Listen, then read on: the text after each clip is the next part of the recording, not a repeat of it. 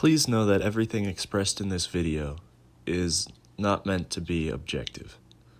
These are subjective reviews and subjective analyses. If you have a differing opinion, please feel free to share it. Scary stories to tell in the dark. I loved these books as a kid. There's just something so visceral about the folktales mixed with these eerie and sometimes truly scarring visuals. I have so many memories of individual stories and graphics, mostly being sounds, the red spot, the babysitter, the hook, high beams, the bed by the window, and the window. So why was I not super excited that they were adapting this anthology into a film? It was almost the same with Goosebumps. That was pretty much the only series I read as a kid, and it took me 2 years after its release to get around to the live-action adaptation. I guess nothing could be better than the cheesy 90s series. This used to be your brother. Well, what is this, Today, some kind of joke? I'd like to talk about a major problem plaguing Hollywood and the entire film industry since, well, the very beginning. Good ideas, or concepts, versus good execution. As the intro suggests, I recently saw Scary Stories, and I think it fits the mold here for a good example. Plus, if you pay attention, it's seriously just a secret remake of the Jack Black Goosebumps films.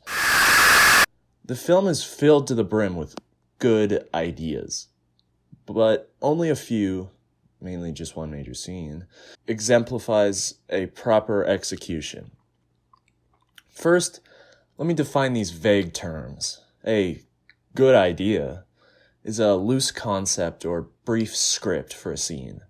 It's designed as an elevator pitch or a hypothetical moment.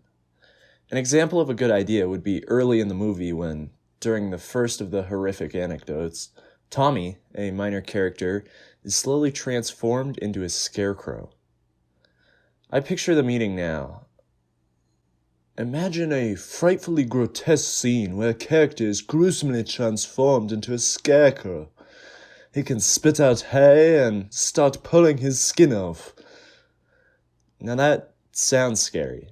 That sounds like it would work. But the filmmakers, at least in my opinion, decided to film this scene in an extreme close-up shaky cam manner, which doesn't work for the idea at all. And it actually lowers the stakes and the poignancy of this scare, pretty much derailing the entire scene. This is what I call bad execution, where you take a good idea and prove that for your project, it was only a good idea. Horror movies are filled with these.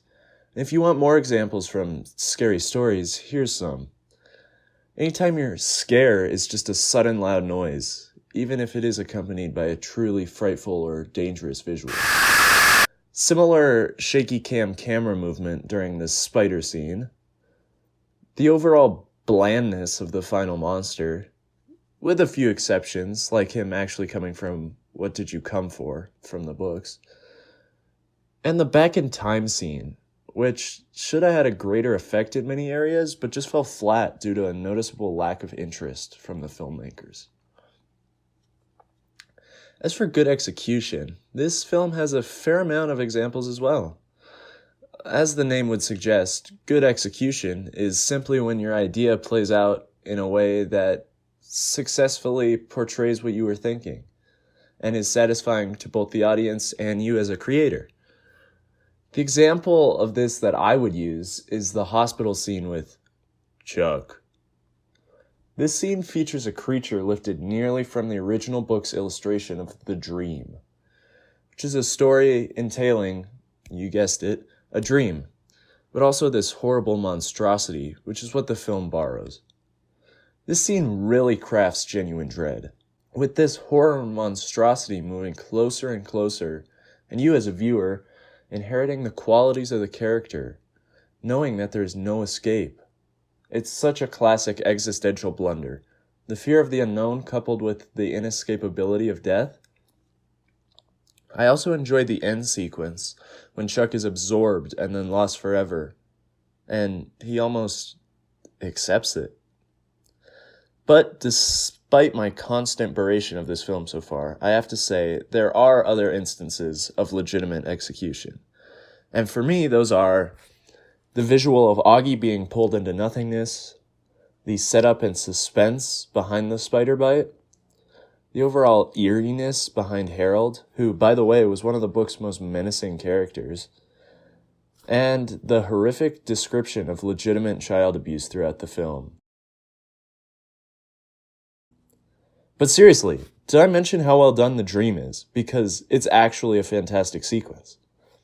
Keep in mind, I reread the books before watching the film and writing this video. Plus, I glazed over the classic illustrations, and this sequence still got me. I mean, I didn't even take note of the dream because I found the story, besides the visual, generally uninteresting. But wow, truly a job well done. Anyways, now that we've defined these two clashing ideologies, now we can move on to a little more vague and maybe dig a little deeper into the crevices of society. Let's apply these terms to modern horror as a whole. I think it's fair to say that a large gaggle of modern horror relies on good ideas as a crutch. And this is why we get obnoxious plethoras of jump scares and lazy execution. So, how do we fix this? I think filmmakers simply need to put in more effort when it comes to transferring the script to the screen. If this happens, we'll get a lot more of this.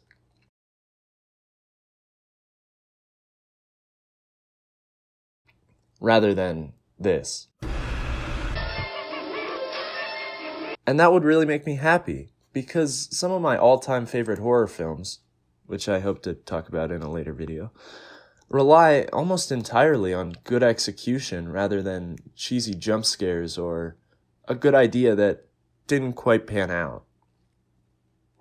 But until then, at least we have The Dream. If you're here at the end of the video, that means you probably liked it, or you pity me. Either way, you'll be interested to know that this channel's going in a different direction at times. Obviously, I'm starting this new show here, Clinician. On it, I will be discussing different forms of art, music, literature, films, you name it. We're going to be analyzing and getting in deep, so I hope you enjoy. Stay tuned.